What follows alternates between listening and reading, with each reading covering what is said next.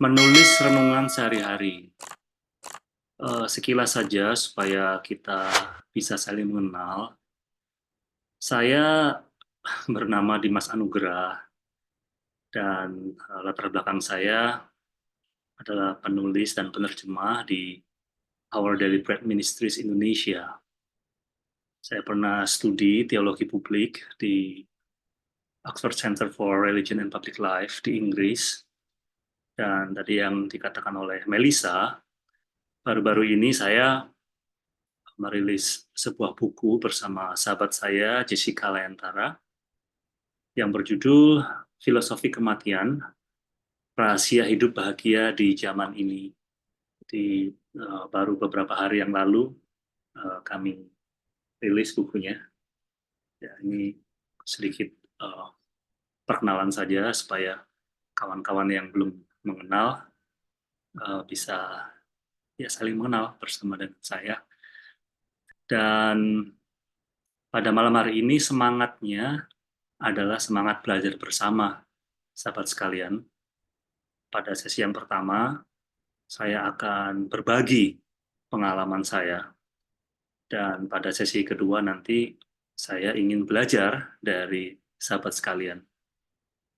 Di semangat kita adalah belajar bersama ya. Saya tidak lebih dari teman-teman sekalian, sama-sama masih belajar.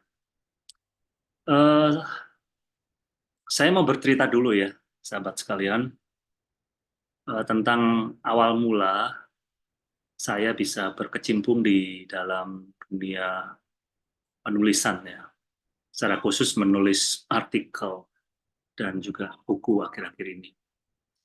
Jadi saya pertama kali belajar menulis artikel itu, atau cerpen lebih tepatnya, kelas 4 SD. Dari sebuah kebiasaan yang sebenarnya itu iseng ya, tapi ada keinginan untuk menulis sebuah cerpen gitu. Kenapa saya kepingin nulis sebuah cerpen? Karena sejak kecil itu dibiasakan oleh orang tua kami untuk membaca. Nah, karena kebiasaan membaca, akhirnya terstimulir keinginan untuk menulis. Saya ingat pertama kali cerpen saya itu ditulis dengan ya, sebuah pensil di sebuah buku tulis ya. Kira-kira topiknya itu tentang seorang kesatria zaman kerajaan gitu ya, zaman kerajaan di Nusantara ya, berabad-abad yang lalu. Saya lupa detailnya, tetapi seingat saya itulah cerpen pertama yang saya tulis. Nah, sejak menulis cerpen itu, akhirnya kebiasaan ya, membuat tulisan-tulisan, baik itu bentuknya cerpen atau sekedar sebuah kisah yang singkat, dan semua dimotivasi karena imajinasi saja gitu, menuangkan imajinasi dalam bentuk tulisan. Nah, itu sejak kelas 4 SD. Lalu dari 4 SD sampai ke 2011, saya memang tetap menulis ya, walaupun tidak dalam intensitas yang tinggi maupun konstan. Sesekali saya menulis, terutama ketika sahabat saya tahun 2001 ya, dia meninggal dunia karena kecelakaan. Saya terdorong untuk menulis sebuah kisah mengenai sahabat saya ini ya, yang meninggal di usia 19 tahun waktu itu. Nah, sayangnya file dari cerpen itu hilang ya, bersamaan dengan CPU atau komputer milik sepupu saya yang sekarang entah di mana. Jadi itu adalah tulisan yang agak lama, agak panjang yang saya buat pada tahun 2001. Dari tahun 2001 hingga 2011 saya tidak banyak menulis ya, kecuali di media sosial ya. Kita tahu dulu ada Friendster. Saya pernah menulis di Friendster dan beberapa tulisan itu agak panjang ya, mungkin lebih dari 2000 kata. Saya pernah menulis agak panjang tahun 2000-an sekian ya, pada waktu saya masih kuliah waktu itu, dan kisahnya itu unik ya. Saya waktu itu sedang di Surabaya kuliah, di suatu malam yang diguyur hujan deras di Surabaya. Saya melewati satu daerah di eh, sekitar Universitas Airlangga ya. Nah, teman-teman yang dari Surabaya pasti tahu. Nah, di situ ada satu sungai kecil ya, ada satu kali kecil gitu di daerah Hubung Airlangga. Dan karena hujan deras, banjir di daerah situ, saya tidak mengetahui bahwa di situ ada sungai. Gitu. Dan entah bagaimana, saya dengan sepeda motor yang baru saya beli pada waktu itu, eh, melaju begitu saja dan tidak memperhatikan bahwa di situ ada sungai. Karena sungai itu tertutup dengan genangan banjir, genangan air. Sudah ada yang teriak-teriak ya, yaitu penjual nasi goreng yang ngetem di situ. Mas, mas, mas. Tapi karena sepersekian detik, eh, ya sudah, saya tetap melaju dan nyebur di dalam kali itu ya. Saya bersama dengan sepeda motor yang belum 1 minggu saya beli waktu itu. Singkat cerita, saya ditolong oleh uh, tukang nasi goreng itu dan uh, setelah semua uh, selesai, singkat cerita, saya menuliskan kisah itu di Friendster pada waktu itu ya. Lalu banyak komen masuk gitu ya, dan mereka senang gitu membaca dalam tanda kutip senang karena saya mencoba untuk menceritakan kembali pengalaman saya ke Cebur Kali itu secara natural gitu ya, tidak saya tambah-tambahi, juga tidak saya kurangi. Apa yang ada di dalam benak saya itu saya coba tuliskan sedetail mungkin pada waktu itu. Dan tentu pada masa itu em, saya belum terbiasa menulis seperti sekarang ya. Tetapi sejak peristiwa dan penulisan itu, saya menjadi sadar bahwa apa yang kita tulis itu sebenarnya bisa eh, bermanfaat bagi orang lain, walaupun kita merasa bahwa untuk apa sih menulis ini, kita nggak pernah tahu seberapa besar dampak dari tulisan kita sebelum karya tulis kita itu dibaca oleh orang gitu ya. Nah, memasuki tahun 2011, disitulah saya mulai resmi menulis secara konstan sampai sekarang. Jadi tahun 2011 saya mencoba menulis satu eh, kisah ya. Waktu itu temanya tentang kisah cinta ya, yang saya ambil dari kisah nyata seorang agen intelijen ya. Dan ternyata ketika saya mengirimkan cerpen saya itu ke sebuah tabloid, diterima, lalu dimuat ya. Wah, saya senang sekali gitu ya. Ternyata diterima gitu karya tulis saya dan dimuat di sebuah tabloid nasional. Sejak hari itu hingga sekarang saya merasa bahwa memang menulis itu sangat penting ya.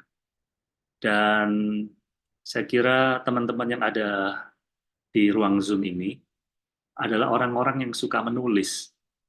Kenapa? Karena kalau tidak suka menulis, teman-teman pasti tidak akan hadir di ruang Zoom ini.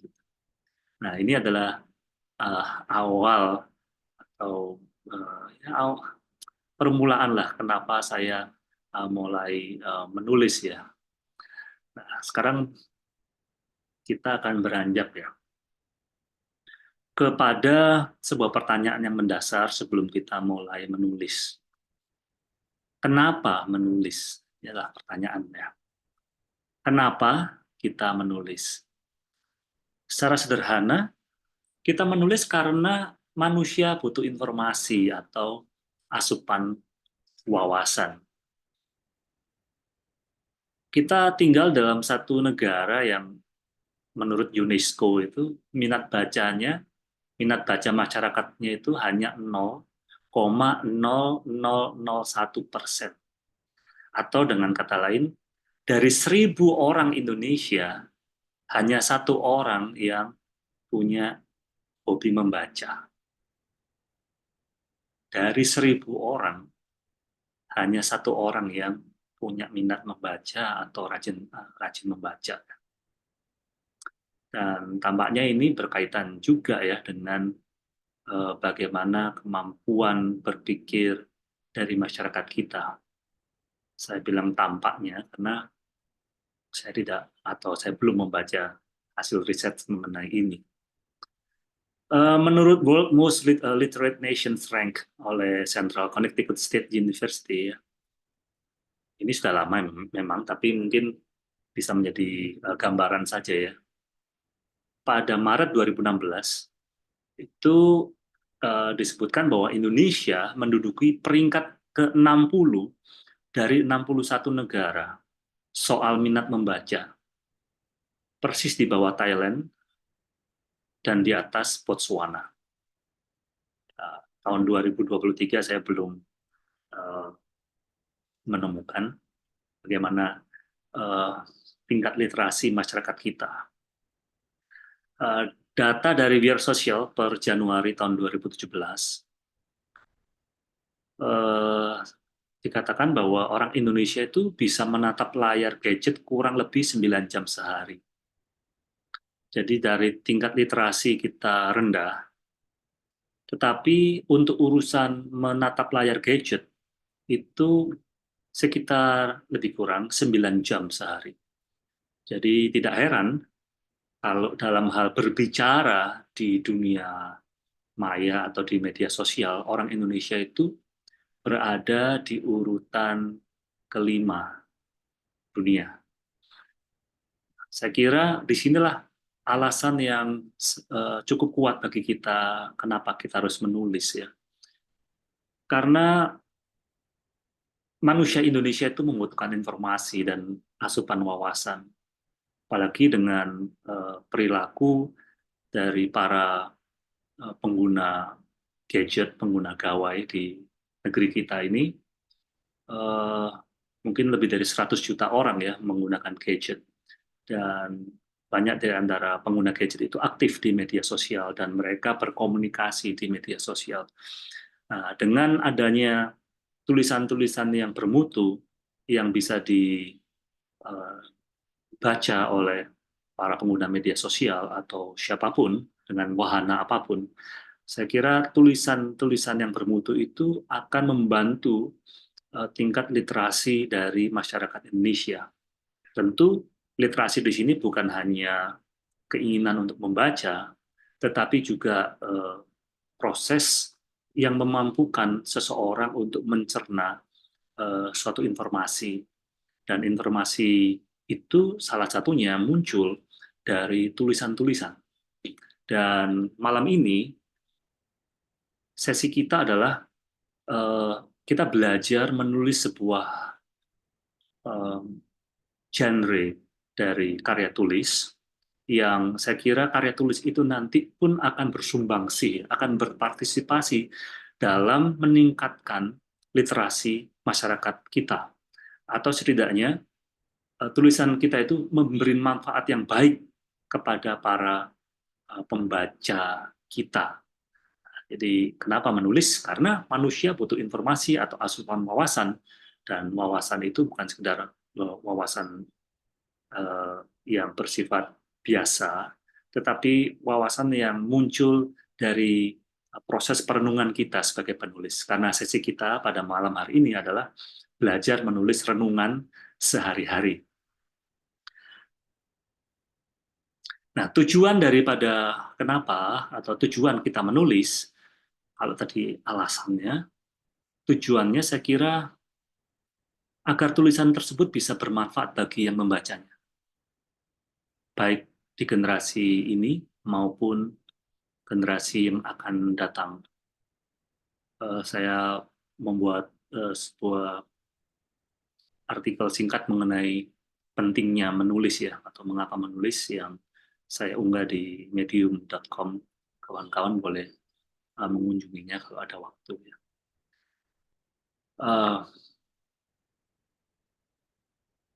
Tulisan bisa bermanfaat bagi membacanya dan saya harap semua kawan di sini adalah orang-orang yang memiliki keinginan kuat ya untuk menulis, bukan hanya mendengarkan sesi ini, tetapi juga mengambil satu langkah ya untuk mulai menulis minimal satu artikel renungan sebagai outcome dari pada sesi ini adalah masing-masing kita boleh menulis satu artikel hasil perenungan kita ya.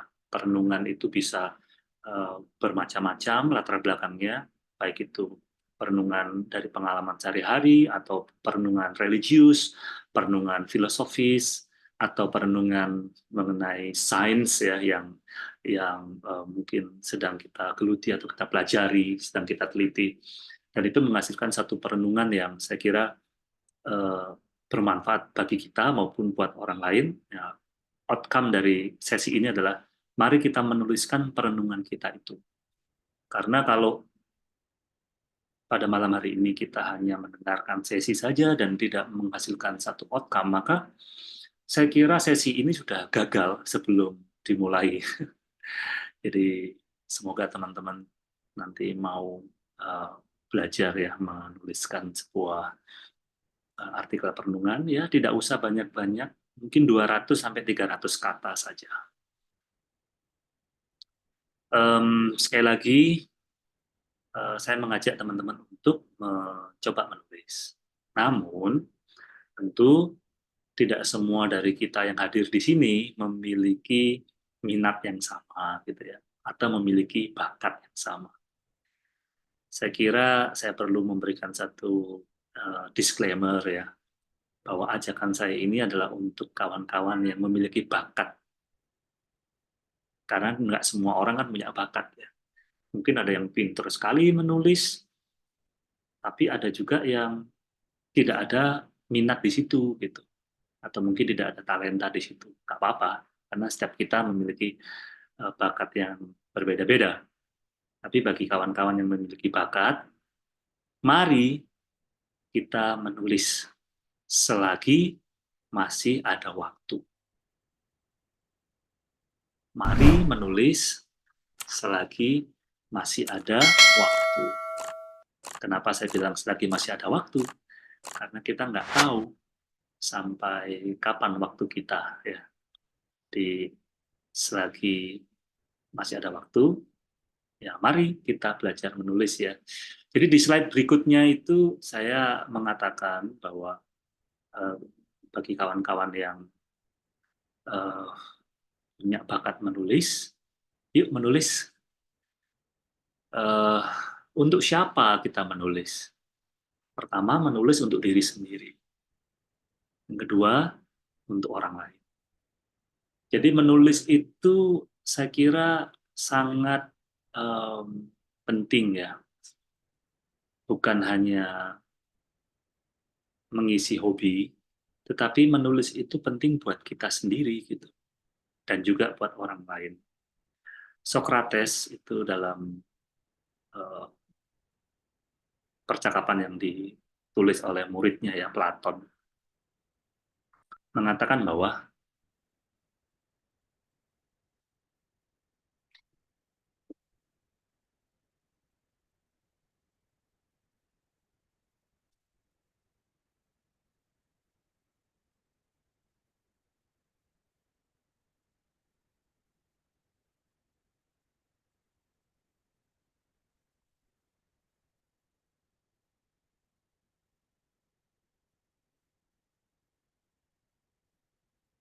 tes cek apakah saya terhubung. Ada baik, sudah kembali ya Mas Dimas. Ya baik, selagi menunggu saya akan sedikit menyisipkan pengumuman mengenai serial ke-10 ya, setelah belajar bersama dengan tema sejarah manusia yang akan kembali dibawakan oleh Ibu Rita Wahyu di hari Senin di 29 April 2024 ya, di jam 7 malam seperti biasa. Dan bagi Bapak Ibu sahabat yang ingin mengikuti kelasnya bisa menghubungi Mimpi di nomor 088 1993 5614. Ya, tampaknya Mbak Bima sudah siap Ya, kembali untuk melanjutkan. terima kasih Melisa, terima kasih teman-teman sudah sabar menunggu ya. Eh, Socrates itu mengatakan ya bahwa hidup yang tidak direnungkan itu tidak layak dihidupi ya. Hidup yang tidak direnungkan tidak layak dihidupi. Ya, saya kira hal ini penting ya untuk kita sama-sama sadari karena eh, yang membedakan kita dengan yang bukan manusia adalah manusia itu kan merenung ya, mencoba untuk mencari makna dari kehidupannya. Eh, Viktor Frankl itu pernah mengatakan ya bahwa man search for meaning. Jadi manusia itu mencari makna. Manusia mencoba mencari atau memberi arti bagi kehidupannya. Dan bagaimana kita bisa memberi arti dalam kehidupan kita? Ya dengan cara merenung gitu. Kita memikirkan apa yang kita lakukan, kita katakan, keputusan-keputusan yang kita ambil, dan itu dipikirkan kembali. Nah, saya kira apa yang dikatakan Socrates ini juga berlaku bagi masyarakat kita yang sibuk pada saat-saat ini ya. Moses itu ya seorang filsuf pertama bangsa Ibrani ya, menurut Philo. Dia pernah bernyanyi yang dalam bahasa Indonesia sehari-hari itu, sadarkanlah kami akan singkatnya hidup ini, supaya kami menjadi orang yang berbudi. Nah, ini adalah sebuah dalil atau nyanyian yang mirip ya dengan apa yang dikatakan oleh Socrates mungkin sekitar 900 tahun kemudian ya, bahwa manusia perlu menimbang-nimbang hidupnya, perlu memperhatikan apa yang dia lakukan, yang dia katakan gitu. Dan itu menjadikan seseorang uh, menjadi lebih baik. Di dalam filsafat Yunani kuno, kita tahu ada istilah arete ya, menjadi manusia yang memiliki arete atau keutamaan. Ya orang yang berhikmat, orang yang memiliki keadilan, orang yang ugahari atau mawas diri, dan juga orang yang berani. Nah, arete atau cardinal virtues inilah yang dicoba oleh orang-orang Yunani kuno untuk didapatkan ya, untuk menjadi manusia yang utuh, menjadi manusia yang berkeutamaan. Aku harus menjadi manusia yang seperti ini. Dan itu tidak akan mungkin bisa dicapai kalau seseorang tidak merenung. Inilah kenapa saya kira penting bagi kita untuk mencoba membuat sebuah tindakan kecil. Langkah awalnya itu adalah merenungkan apa yang kita hidupi dan mencoba menuangkannya di dalam sebuah tulisan. Kenapa sih merenung? Saya kira ada dua alasan ya kenapa kita merenung. Yang pertama, dengan merenung kita bisa menenangkan pikiran yang kacau. Yang kedua, dengan merenung kita bisa meningkatkan kualitas pengambilan keputusan. Ya, tentu teman-teman di sini banyak yang lebih senior dari saya. Nanti boleh juga itu mencoba memberikan ya sumbangan pemikiran. Kenapa kita perlu merenung? Tapi setidaknya bagi saya perlu merenung karena dengan merenung kita bisa menenangkan pikiran yang kacau dalam kesibukan yang begitu padat ya, bagi yang tinggal di kota-kota besar, eh, di mana masyarakat itu hampir-hampir tidak pernah tertidur ya. Kesibukan itu tentu akan membuat pikiran kita juga menjadi padat, bahkan penat. Maka kita perlu mengambil waktu sejenak untuk berpikir, merenung, agar pikiran kita itu teduh, gitu. Sehingga dengan pikiran yang teduh, kita bisa meningkatkan kualitas pengambilan keputusan. Teman-teman sekalian, kita akan masuk ya ke dalam hal yang teknis, dan teman-teman di sini nanti akan saya ajak untuk mencoba uh, menulis ya suatu renungan singkat. Tentu uh, ini tidak ada benar salah, kita coba saja gitu, mencoba untuk menuliskan sebuah renungan. Ada tiga hal yang saya kira perlu saya ajukan di sini mengenai tata cara menulis ya. Yang pertama, tetapkan tema. Yang kedua, berikan ilustrasi yang menarik di awal. Dan yang ketiga, mari kita latihan menulis dalam 3 alinea. Total katakanlah nanti 200 kata. Oke. Yang pertama, tetapkan tema. Yang kedua, berikan ilustrasi yang menarik di awal. Dan yang ketiga, kita latihan menulis dalam 3 alinea. Tetapkan tema ini penting karena tema akan mengajak kita atau membawa kita fokus kepada tulisan kita gitu. Karena kan sering kita dengar bagaimana seseorang tersesat dalam tulisan dia sendiri gitu ya. Yang ditulis di awal alinea apa, nanti di alinea keduanya apa, terus nanti endingnya kemana. Nah itu bisa kita antisipasi dengan menetapkan tema. Contoh, saya mungkin memiliki sebuah tema mengenai belajar melepaskan. Nah, itu uh, sekedar contoh saja ya. Belajar melepaskan.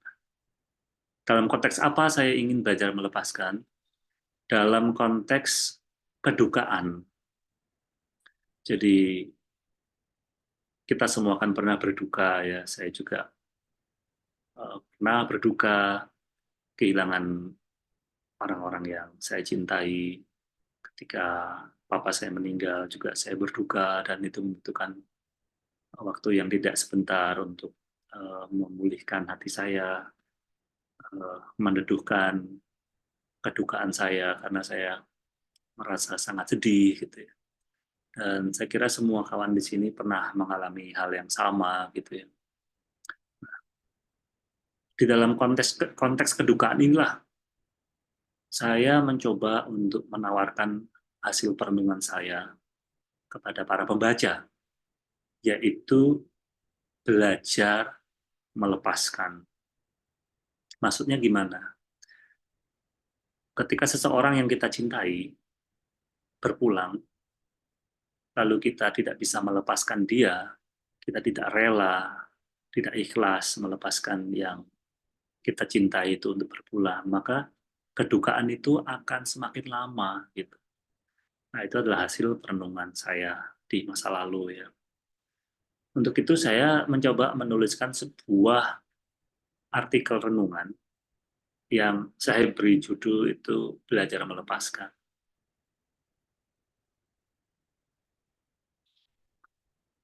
Tidak ada orang yang ingin mati. Bahkan orang yang ingin masuk surga pun tidak mau mati untuk masuk ke sana, kata Steve Jobs suatu waktu. Namun, bukan hanya tidak ingin mati, siapapun tidak mau orang yang ia kasihi meninggal dunia. Meski banyak orang tahu, semua manusia akan mati. Tetapi sedikit sekali yang siap menerima kepergian orang yang dicintai selama-lamanya. Nah, bagian ini adalah pembukaan. Saya kasih kode P. Alinea pertama ya. Alinea kedua, saya beri kode I atau inti.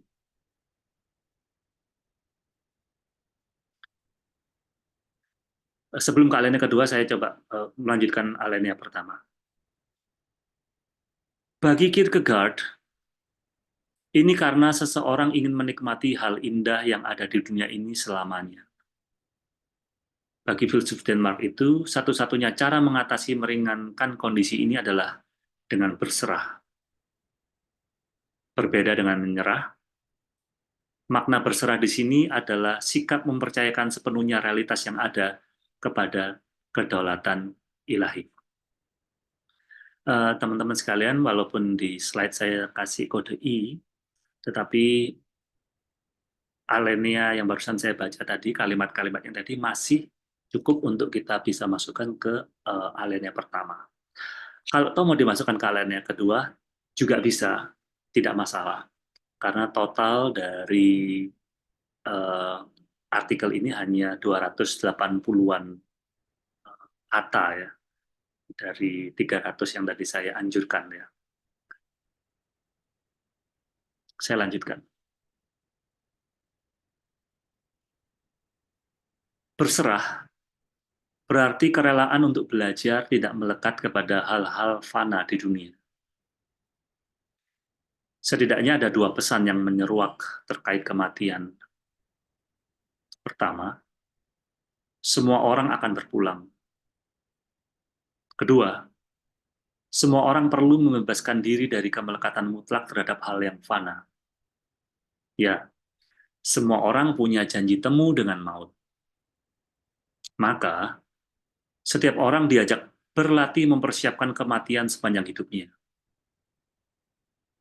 Di sisi lain, jika dikatakan orang perlu membebaskan diri dari kemelekatan mutlak terhadap hal-hal yang fana, maka melekat pada harta, manusia, maupun jabatan akan berakibat fatal bagi orang itu sendiri, karena suatu saat ia akan kehilangan semuanya. Itu alinea yang kedua, inti. Lalu alinea yang terakhir, atau A, saya menuliskan seperti ini. Kemelekatan pada hal fana bisa mengakibatkan perasaan gelisah yang membuat seseorang kehilangan ketenangan pikiran dan kendali diri. Memang, tidak selalu mudah melepaskan kemelekatan mutlak, tetapi kita diundang berikhtiar melatih diri melepaskannya. Berduka itu wajar. Siapapun boleh meratap karena kepergian orang yang dicintai. Saya pun mengalaminya. Namun, di saat yang sama kita diingatkan untuk tidak tinggal tetap dalam duka yang berlarut-larut. Dikala duka, kita diundang melihat ke depan dengan kepala tegap dan menyambut kesempatan menapaki hidup dengan semangat baru, meski yang kita cintai tidak lagi di sisi. Ya, teman-teman, ini adalah contoh artikel ya yang menurut saya sederhana, hanya sekitar 280-an kata, dan saya kira outcome daripada sesi ini adalah semua yang hadir nanti ini bisa mencoba untuk membuat satu artikel renungan yang mungkin bisa saling kita baca, bahkan tidak menutup kemungkinan renungan-renungan yang terbaik itu nanti bisa kita kumpulkan dan kita bisa bukukan, baik itu secara elektronik atau seperti apa. Tapi intinya eh, kita mau mencoba untuk belajar membuat artikel renungan dulu pada malam hari ini. Kita masih punya banyak waktu, dan sebelum kita beranjak pada latihan, saya memberikan ruang untuk kita berdiskusi atau tanya jawab. Silakan.